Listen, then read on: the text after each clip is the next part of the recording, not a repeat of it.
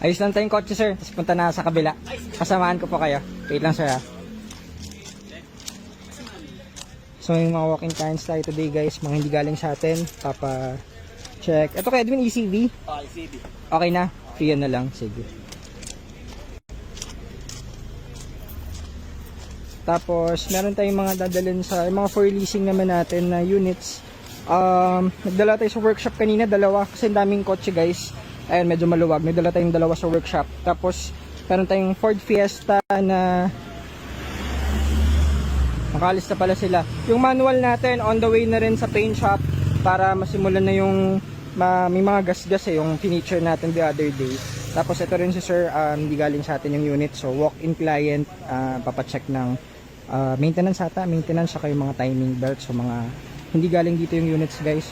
Tapos yung mga units naman natin yan, papaikot na natin sa mga kung saan dapat sila. Workshop, transmission, paint shop. Ito rin sold na to, mga to. Tapos sila sir is nag-inquire ng unit. Sasamahan natin papunta sa kabila para maka-view ng mga EcoSport. Kasi lahat ng nandito guys sold na. Yan yung red, yung mga ano natin, yung orange, sold na itong mga EcoSport natin dito. So punta muna tayo sa kabila, samahan sila. Tingnan natin kung ano yung mapipili nilang color. So yun muna, good morning at later ulit.